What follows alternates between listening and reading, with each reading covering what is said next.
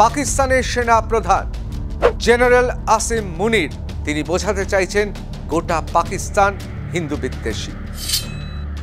এত বড় বড় কথা তো আসিম মুনির, তার গলা শুকিয়ে গিয়েছিল, ঠক ঠক করে কাঁপছিলেন ভারতের একটা ফোনে। ভারত যদি চায়, ইসলামাবাদ হোক, লাহোর হোক, করাচি হোক, কানের গোড়ায় গিয়ে এই সেনাপ্রধানকে মেরে আসতে পারে।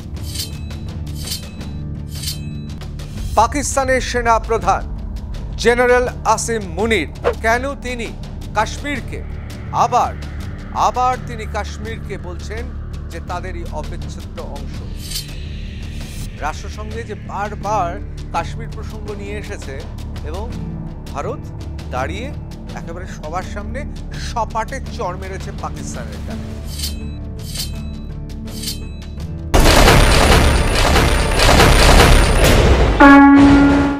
আমি ঋতব্রত ভট্টাচার্য শুরু করছি রণক্ষেত্র। আজকের রণক্ষেত্রে অবশ্যই আলোচনা করব পাকিস্তানের সেনা প্রধান জেনারেল আসিম মুনির তিনি যে কথা বলেছেন আহম্মেকের মতো, তা নিয়ে আলোচনা করব। তিনি বলছেন হিন্দু এবং মুসলিম আলাদা, তিনি বলছেন তিনি হিন্দু বিদ্বেষী। আসলে তিনি নন, তিনি বোঝাতে চাইছেন গোটা পাকিস্তান হিন্দু বিদ্বেষী। কেন এই প্রসঙ্গ, কেন টু নেশন থিওরি তুলে আনা হলো? অর্থাৎ মোহাম্মদ জিন্নাহ একসময় যে কথা বলেছিলেন তার প্রতিধ্বনি কেন শোনা গেল তার কণ্ঠে? কেন তিনি কাশ্মীরকে আবার তিনি কাশ্মীরকে বলছেন যে তাদেরই অবিচ্ছেদ্য অংশ? কাকে তিনি হুমকি দিতে চাইছেন? এসব বিষয়ে আজকে আলোচনা করব। প্রথমেই জানিয়ে রাখি, অনাবাসী পাকিস্তানিদের ইসলামাবাদে ডাকা হয়েছে ওভারসিজ কনফারেন্সে। সেই কনফারেন্সে জেনারেল আসিম মুনির তিনি কি বলছেন? তিনি বোঝাতে চাইছিলেন যে তারা পাকিস্তানের কৃতি সন্তান এবং পাকিস্তানে তারা আসুক, ব্যবসা বাণিজ্য করুক, ইনভেস্টমেন্ট করুক। এবং তিনি বোঝাতে চাইলেন তিনি সেনাপ্রধান হিসেবে সেনাবাহিনী রয়েছে এবং সেই সেনাবাহিনী সব কিছু দেখভাল করবে। এসব বলতে বলতে অনেকটা পেপটক দেওয়ার মতো, অর্থাৎ খুব পপুলার ফরম্যাটে, জনপ্রিয় ফরম্যাটে যেভাবে ইউটিউবাররা কথা বলে সেভাবে তিনি কথা বলছিলেন। তাতে হাততালিও আসছিল, খুব সস্তা কথা বলছিলেন। এবং মনে রাখতে হবে, ভারতবর্ষের মতো গণতান্ত্রিক, ভারতবর্ষের মতো বিশাল সেনাবাহিনীর সেনাপ্রধানরা কোনোদিনই ভাবতেও পারবেন না দুঃস্বপ্নে এই ধরনের ঘটনা ঘটাবেন। কিন্তু এই সেনাপ্রধান অর্থাৎ আসিম মুনির তিনি সরাসরি বললেন। তিনি কি বলতে চাইলেন? তিনি বলতে চাইলেন we are not same brother. ব্রাদারটা আমি যোগ করলাম, উনি বলতে চাইছেন উই আর নট সেম, অর্থাৎ হিন্দু এবং মুসলমান সম্পূর্ণ আলাদা। এবং ভারতবর্ষ যেহেতু সংখ্যাগরিষ্ঠ হিন্দুর দেশ, সেই জন্য এই দেশটা তার শত্রু। এবং পরিষ্কার বলতে চাইলেন হিন্দুরা হচ্ছে পাকিস্তানের শত্রু। মনে রাখতে হবে পাকিস্তানেও কিন্তু সংখ্যালঘু হিন্দু পরিবার রয়েছে, একথা মনে রাখতে হবে। এবং তিনি পরিষ্কার হিন্দু বিদ্বেষী তার যে মনোভাব তা ব্যক্ত করলেন। এবং তিনি সেনাবাহিনীকে এবং অবশ্যই দেশের মানুষকে এবং যারা বিদেশের এনআরআই পাকিস্তানি, যারা কৃতি সন্তান পাকিস্তানের বলেই তিনি বারবার করে তাদের অভিবাদন জানাচ্ছিলেন, তাদেরকেও বললেন।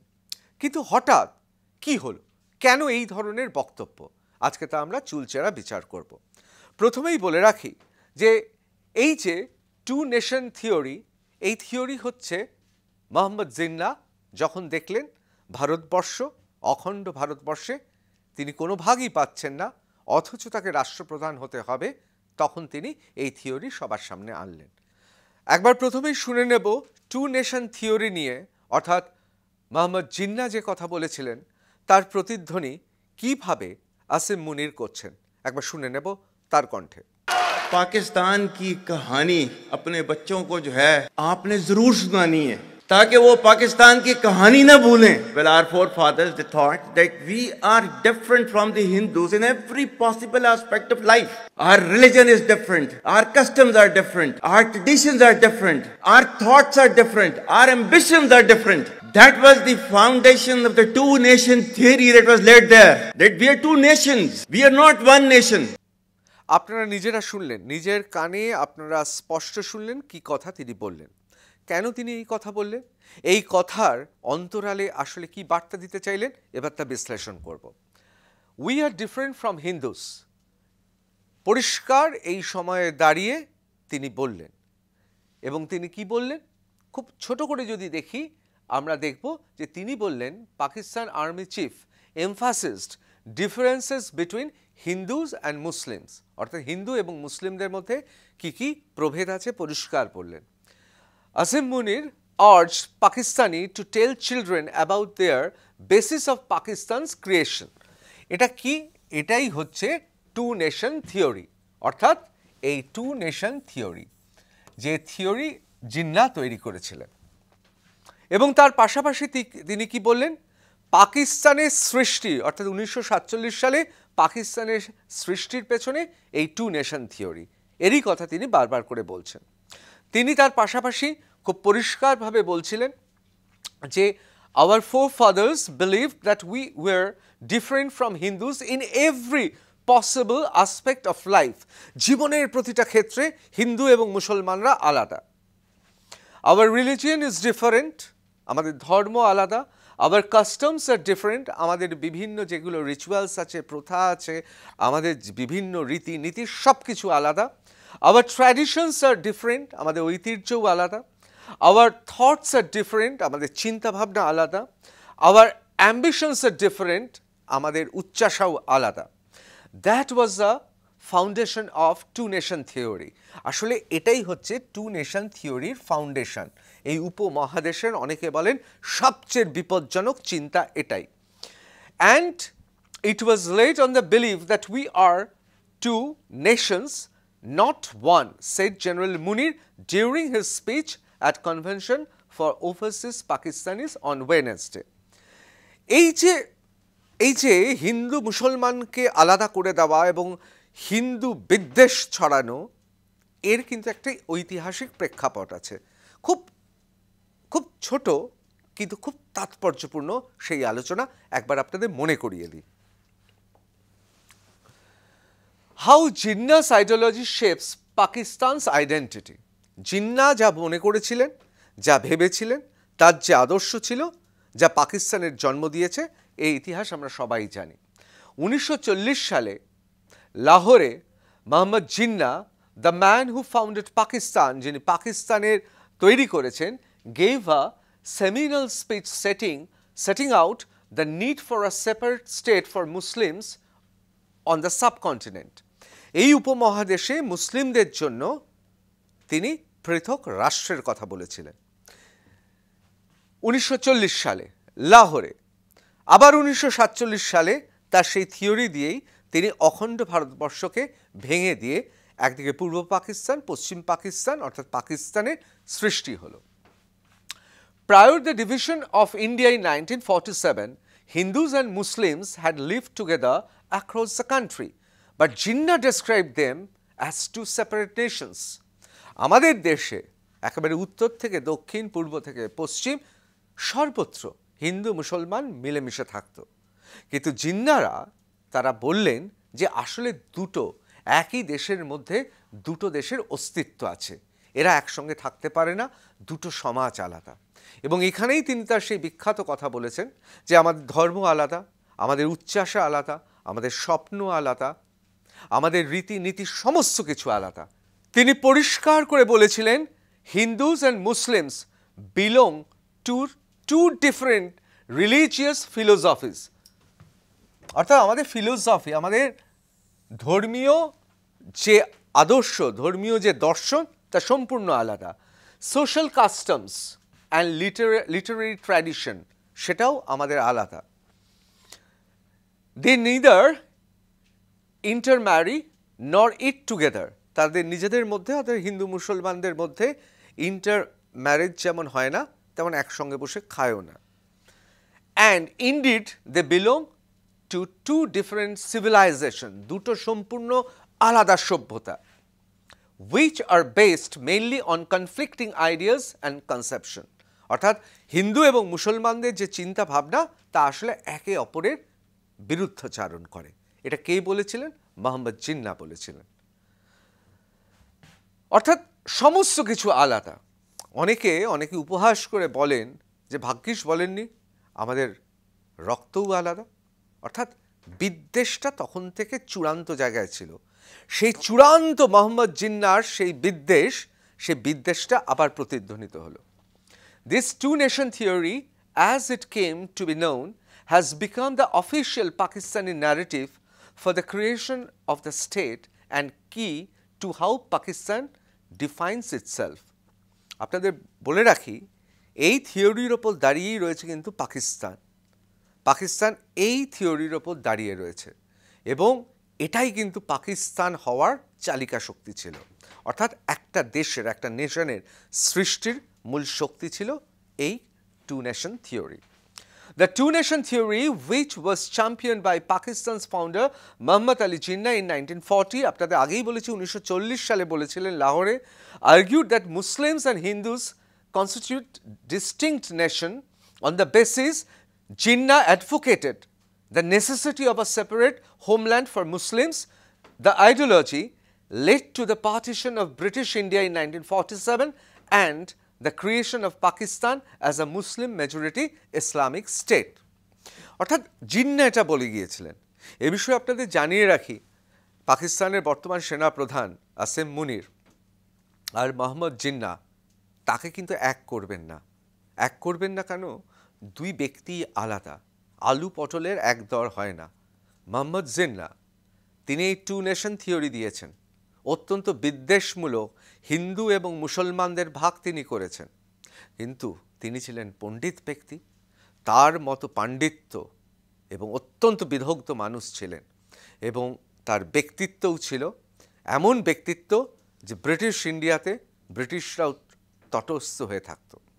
কিন্তু তিনি এই থিওরিটা কেন দিয়েছিলেন? অনেক ঐতিহাসিকরা মনে করেন আসলে মোহাম্মদ জিন্নাহ তিনি ছিলেন খুব প্রগতিশীল মানুষ, কিন্তু তিনি যখন দেখলেন যে তার কোনো জায়গা নেই, অর্থাৎ নেহেরু প্রধানমন্ত্রী হয়ে যাচ্ছেন, অন্যান্যরা বিভিন্ন জায়গায় প্রধান হয়ে যাচ্ছে, অনেকে বলেন মোহাম্মদ জিন্নাহ শুধুমাত্র রাষ্ট্রপ্রধান হওয়ার জন্যেই এই টু নেশন থিওরির কথা 1940 সাল থেকে উত্থাপন করেছিলেন এবং 1947 সালে ব্রিটিশদের কাছ থেকে শিলমোহর নিয়ে এসেছিলেন শুধুমাত্র নিজে রাষ্ট্রপ্রধান হওয়ার জন্য।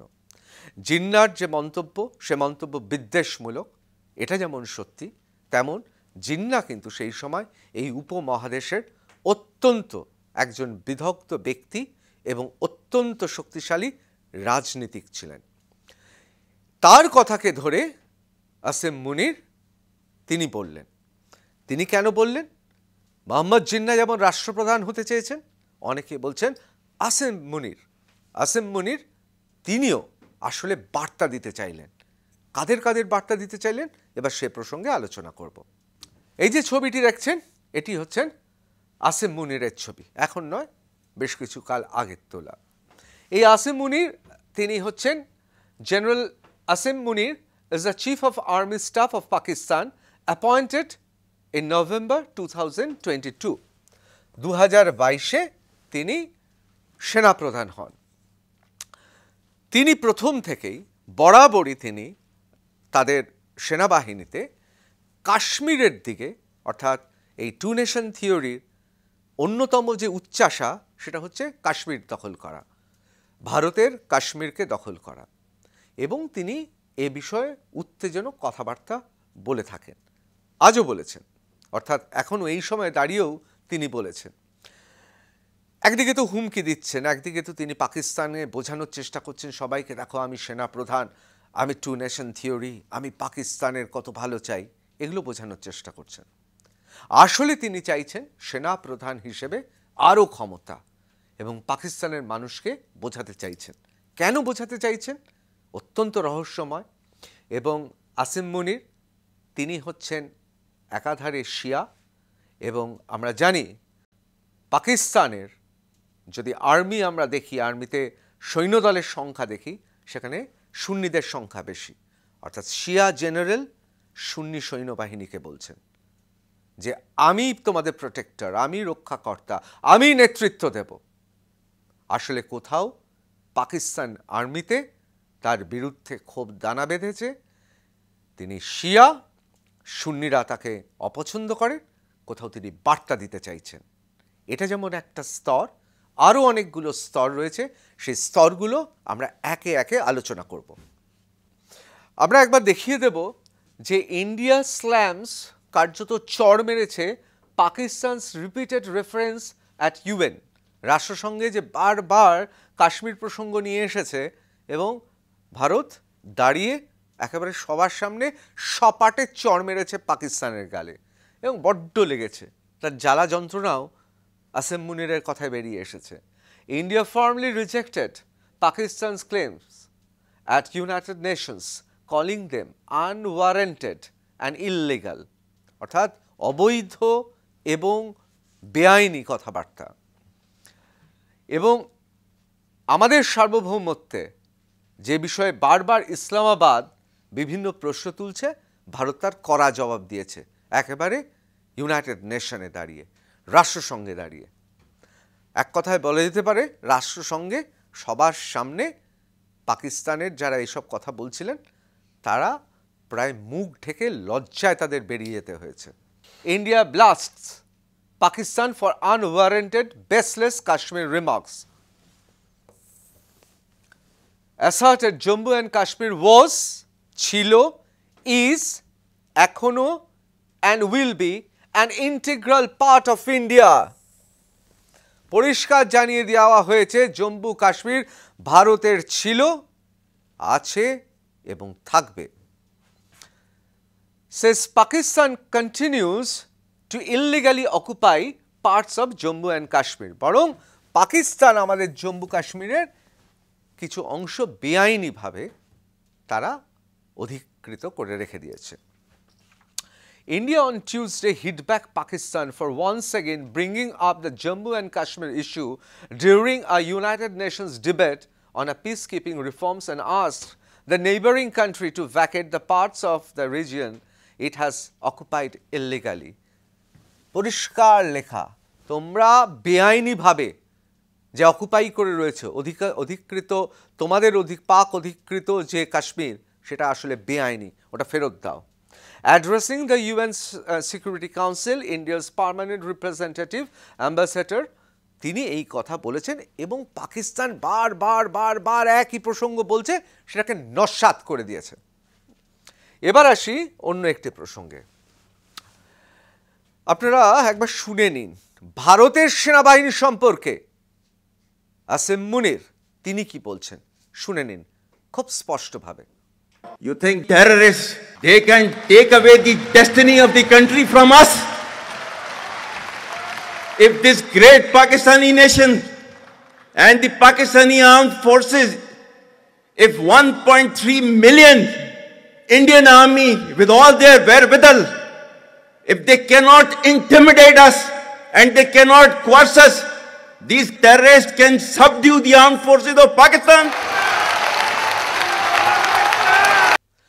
বালুচিস্তানের বিপ্লবী যাদের আসিম মুনির বলছেন জঙ্গি, তাদের সম্পর্কে বলতে গিয়ে তিনি আসলে তার ভারত ভীতির কথাই আরও একবার আমাদের সামনে বলে ফেললেন। তিনি কি বলছেন? তিনি বলছেন যে দ্য 1.3 মিলিয়ন ইন্ডিয়ান আর্মি, সঠিক সংখ্যাটা নিশ্চয়ই তিনি জানেন না, তার কারণ সঠিক সংখ্যাটা তার জানাও সম্ভব নয়, কিন্তু যাই হোক তিনি ভারতীয় সেনাকে যে ভয় পান সেটা তিনি পরিষ্কার বুঝিয়ে দিচ্ছেন। তিনি কি বলছেন একটু দেখুন। Do you think terrorist can take away the destiny of the country?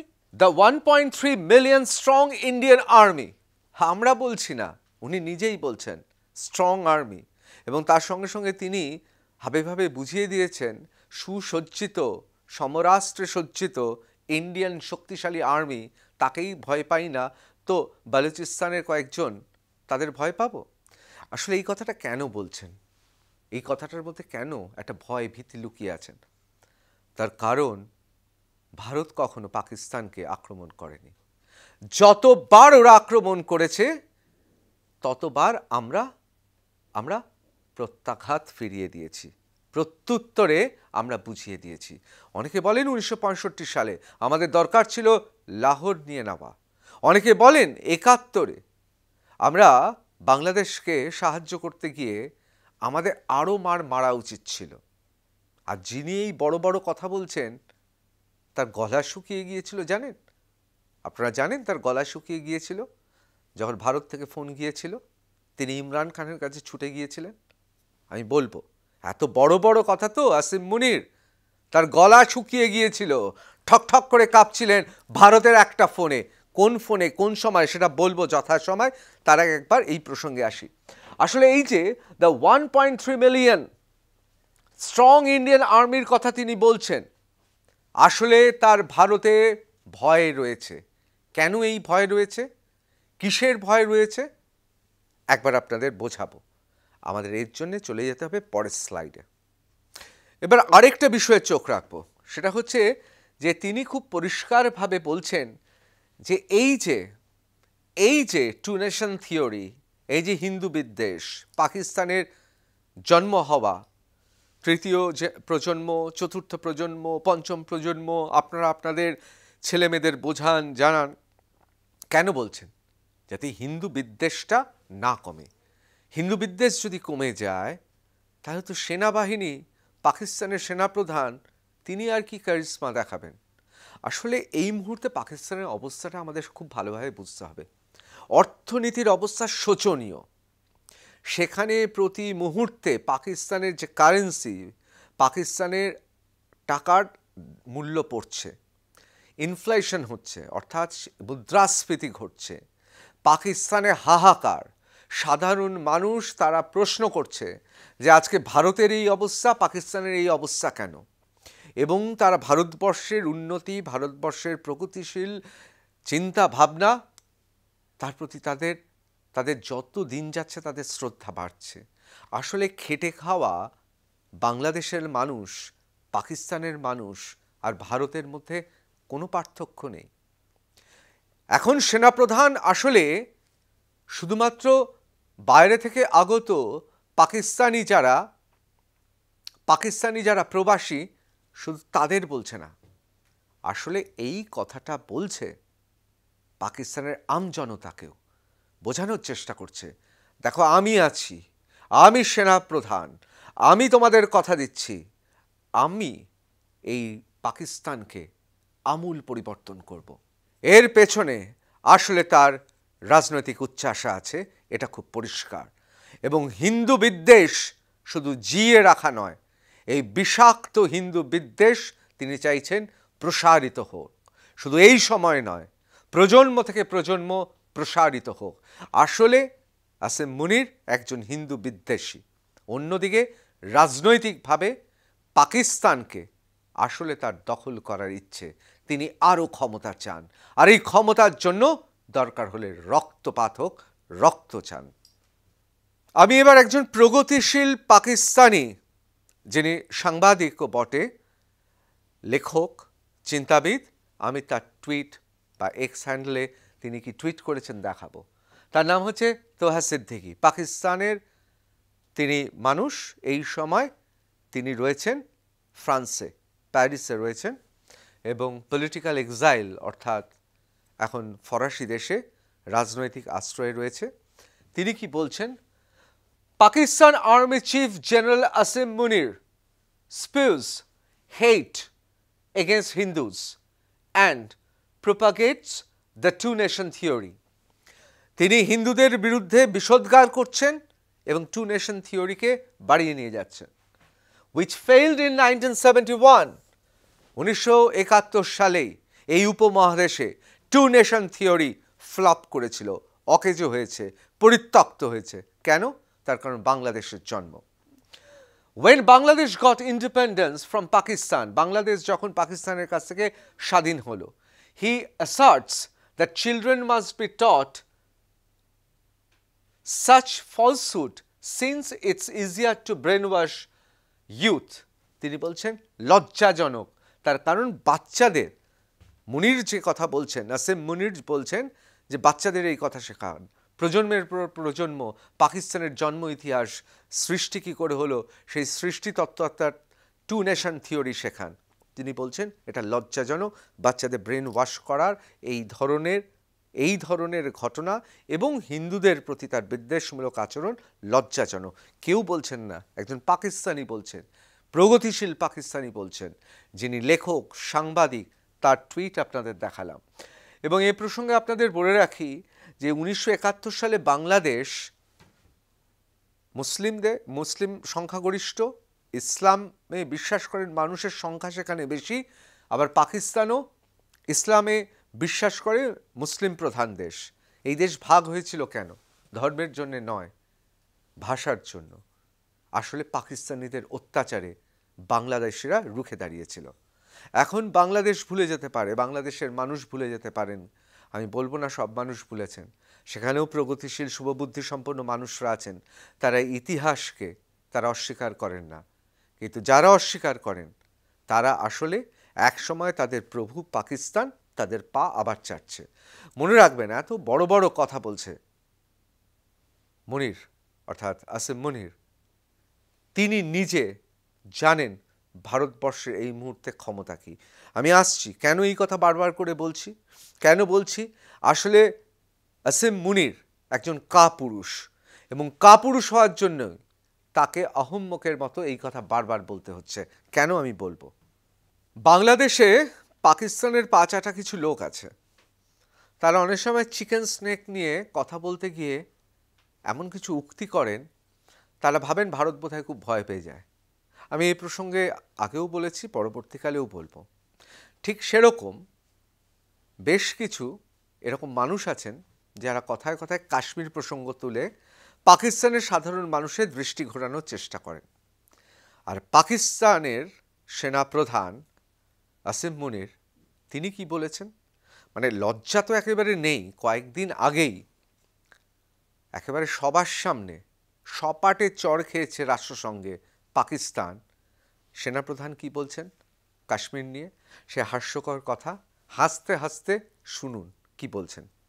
Our stance, government stance on Kashmir is absolutely clear. It was our jugular vein. It is our jugular vein. We will not forget it. And we will not leave our Kashmiri brethren in their heroic struggle, what they are waging against the Indian occupation.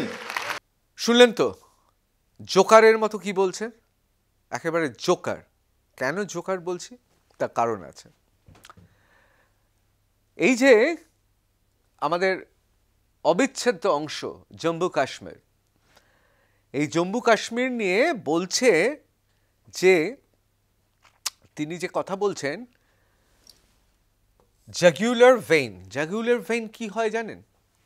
অর্থাৎ এই যে মাথাতে আমাদের রক্তটা যে return করে, যে শিরা ধমনির জন্য, এটাকে জাগুলার বলা হয়, জাগুলার ভেইন। এই শিরাটা খুব গুরুত্বপূর্ণ। এখন ব্যাপারটা হচ্ছে, আমার জাগুলার ভেইন সেটা তো আমার শরীরের অবিচ্ছেদ্য অংশ, আমার মধ্যে থাকবে। তা অন্যের জাগুলার ভেইন আমার, আমি তো বলতে পারি না। অন্যের পেন আমি নেব বলতে পারি, যে আপনার পেন দাদা, পেনটা ভালো লাগছে, নেব। কিন্তু জাগুলার ভেইন সেটা তো অন্য একজনের শরীর। অর্থাৎ জোকারের মতো কথা কেন বলছিলাম বুঝেছেন? বায়োলজিটা বোধহয় পড়েনি ভালো করে, বায়োলজিটা বোধহয় ঠিক মতো পড়া হয়নি। সেনাপ্রধান হয়ে গেছে, ওই ধর্মীয় কথাবার্তা বলে টোলে, শারীরিক কসরত দেখিয়ে হয়ে গেছে, একেবারেই জীববিদ্যাটা, শরীর, মানব শরীরের গঠন সম্পর্কে কোনো ধারণা নেই। আর সেই জন্যে ভারত যখন জবাব দিচ্ছে, এই জাগুলার ভেইন নিয়ে যে কথা বলেছেন তার জবাব দিচ্ছে Kashmir remark, how can anything foreign be in jugular vein. কে বলছেন? During a weekly presser, MES spokesperson Randhir Jaswal, answering the question on India's response to Pakistan Army Chief General Asim Munir's comments, said, how can anything foreign, যেটা আমারই নয়, যেটা আমার শরীরের অংশ নয়, how can foreign be in a jugular vein, সেটা অন্য কারোর জাগুলার ভেইন কি করে হতে পারে? অন্যের গলাটা তো আমার হতে পারে না। আরে ভাই, অন্যের পেন আমার হতে পারে, আমি চাইলাম, ভিক্ষে চাইলাম, কেড়ে নিলাম, আমার হতে পারে। কিন্তু অন্যের জাগুলার ভেইনটা তো আমার হতে পারে না। একদম জোকারের কথাবার্তার জবাব যেভাবে দেওয়ার কথা অত গুরুত্বও দেয়নি, যতটুকু বলার বলে দিয়েছে। সুতরাং বুঝতেই পাচ্ছেন। এবং অনেকে বলছেন এটা ঠিক, this is a union territory of India. এটা যে কথা উনি বললেন, this is a union territory of India, its only relationship with Pakistan is the vacation of illegally occupied territories by the country. তোমরা বেআইনিভাবে যে অংশটা অধিকার করে রেখেছো, অধিকৃত করে রেখেছো, সেই অংশটার পাশের অংশটা আমাদের। সুতরাং তোমরা ওটা ক্লেমও করতে পারো না, বলতেও পারো না। বারবার বলেছে, লজ্জা তো নেই। এমন একটা দেশ, আমি জানি না এই দেশে শুভবুদ্ধি সম্পন্ন মানুষ আছেন, লেখক আছেন, গায়ক আছেন, চিত্রকর আছেন, সাধারণ খেটে খাওয়া পাকিস্তানের মানুষ, তারা আমাদেরই মতো যন্ত্রণায় থাকে, আমাদেরই মতো স্বপ্ন দেখে। সেই দেশের সেনাপ্রধান কেন এই ধরনের কথা বলছেন? আসলে ডক্টর মোহাম্মদ ইউনূসের যেমন বাংলাদেশে তিনি চান এমেরিটাস, মৃত্যু বসে থাকবেন সিংহাসনে মাসনদে, এই সেনাপ্রধানের সেই ক্ষমতার রোগ চেপেছে। Pakistan Army Chief General Asim Munir has said Kashmir is Islamabad's jugular vein and will be so, and that Pakistan won't forget it. Pakistan কোনোদিনও ভুলতে পারবে না, আর ভুলতে কোনোদিনও পারবে না, কোনোদিনও পাবিও না, কোনোদিনও ভুলতেও পারবি না। He has also defended two-nation theory that was basis of the partition in 1947. একই কথা। এই আলোচনার পর আমি আসি যে কত বড় বীর পুঙ্গব, কত শক্তি তার, কত ক্ষমতা, একবার দেখে নেব। একটা ফোনে কি হয়েছিল নিশ্চয়ই চিনতে পাচ্ছেন এই মানুষটিকে, উইং কমান্ডার অভিনন্দন বর্ধমান। আমরা সবাই তাকে চিনি। কি হয়েছিল মনে আছে? 2019 সালের 27শে ফেব্রুয়ারি তিনি MiG-21, তিনি নিজেও একজন ফাইটার, উইং কমান্ডার, তিনি গুলি লেগে পাকিস্তানের আকাশ সীমায় ঢুকে যান। তারপর প্রায় 60 ঘন্টা তাকে বন্দি অবস্থায় থাকতে হয় পাকিস্তানে। এই খবর আমরা সবাই জানি, গোটা দেশে ঝড় উঠে গিয়েছিল। ঠিক সেই সময় আমাদের রয়ের অধিকর্তা তিনি ফোন করেন, সরাসরি ফোন করেন সেই সময় মুনিরকে, অর্থাৎ আসিম মুনিরকে। ফোন করে পরিষ্কার ভাষায়, চাঁচা ছোলা ভাষায় বলে, দেখো ভাই, একে তোমার ছাড়তেই হবে। তোমরা ইচ্ছে করলে ধরে রাখতে পারো, কিন্তু আমরা ওই পটকাগুলো দিওয়ালিতে ফাটানোর জন্য কিনে নিই। তোমরা যদি একটু এদিক ওদিক করো, আমরা ওকে গিয়ে নিয়ে চলে আসব। ছুটতে এই ফোন পাওয়ার পর ছুটতে তৎকালীন রাষ্ট্রের যিনি প্রধান ইমরান খানের কাছে ছুটে গিয়েছিলেন। কাঁপতে বলেছিলেন ছেড়ে দিতে হবে। এর আগে অবশ্য আরেকটা ঘটনা ঘটেছে। মার্কিন যুক্তরাষ্ট্র থেকে খবর যায় যে আমাদের পৃথ্বীরাজ রাজস্থানে একেবারে তাক করা হয়েছে পাকিস্তানের দিকে, হয় ফেরত দাও, নয়তো আমরা ঢুকে গিয়ে উদ্ধার করব। এই আসিম মুনির ইমরান খানকে কার্যত কাঁপতে গিয়ে বলেছিলেন যে ভারতীয় সেনাবাহিনী যদি আক্রমণ করে দেয়, ওরা যদি নিতে চলে আসে উইং কমান্ডার অভিনন্দন বর্ধমানকে, তাহলে আমরা শেষ। সুতরাং বুঝতে পারছেন, এত বড় কথা, কিন্তু সব শেষে, দিনের শেষে আসিম মুনিরও জানেন ভারতের শক্তি কি। আমরা অবশ্যই এই বিষয়ে আলোচনা করব, অন্যান্য দিক দেখব। আপনাদের আজকেই একটু পূর্বাভাস দিয়ে যাই যে কেন হিন্দু বিদ্বেষ, এই উপমহাদেশে হিন্দু বিদ্বেষের কথা কেন বলছে, এর পেছনে কি বাংলাদেশ বা বাংলাদেশের উদ্ভূত পরিস্থিতি রয়েছে। তার কারণ আপনারা জানেন ডক্টর মোহাম্মদ ইউনূস তিনি কৌটো নাচাতে ভিক্ষে করতে চীনে চলে গিয়েছিলেন, এবং চীনে তার পাত্তা পাওয়ার অন্যতম কারণ চীনের চাকর বাকর হিসেবে পরিচিত পাকিস্তান। সেই পাকিস্তানের সূত্রে তিনি চীনে যান, এবং খুব পরিষ্কার করে বলছি, এখন চীন ভারতের সঙ্গে কোনো রকম যুদ্ধ তো মানে অনেক দূরের ব্যাপার, তর্কাতর্কিতেও যাবে না। তার কারণ যে নয়া ট্যারিফ ওয়ার চলছে মার্কিন যুক্তরাষ্ট্রের সঙ্গে, তাতে চীন নিজেই অস্তিত্ব সংকটে রয়েছে। এশিয়ান কার্ড খেলছে, ভিয়েতনামের কাছে ছুটে যাচ্ছে, ভিয়েতনামকে গিয়ে বলছে ভাই তোমরাও কমিউনিস্ট আমরাও কমিউনিস্ট, ভাই ভাই আমরা। ভারতকে বলছে তোমাদের সঙ্গে আমাদের সভ্যতার কতদিনের পুরনো সম্পর্ক, সুতরাং চীন এর মধ্যে নাক গলাবে না। আর সেনাপ্রধান তিনি নিজেও জানেন জিও পলিটিক্সে একদিকে বালুচিস্তান, সেখানকার বিদ্রোহী বিপ্লবীরা তার রাতের ঘুম কেড়ে নিয়েছে, অন্যদিকে তালিবানরা, তাদের সঙ্গে ভারতের সম্পর্ক অনেক বেশি সুদৃঢ় এবং তালিবানরা খুব একটা পছন্দ করছে না। সর্বতোভাবে এই মুহূর্তে পাকিস্তান খুব একা হয়ে গিয়েছে। আর পাকিস্তানের যিনি সর্বাধিনায়ক সেনাবাহিনীর, তার সেনাবাহিনীর মধ্যে তাকে নিয়ে প্রশ্ন আছে।